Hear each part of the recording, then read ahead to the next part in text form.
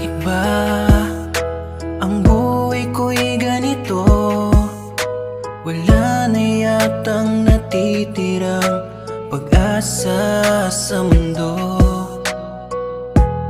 Lagi na lang tayong pinaglalayo.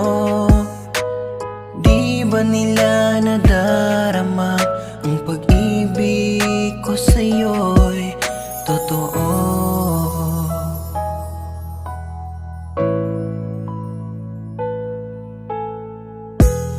Di ko na kaya ang humanap pa ng iba, pagkat ikaw lang ang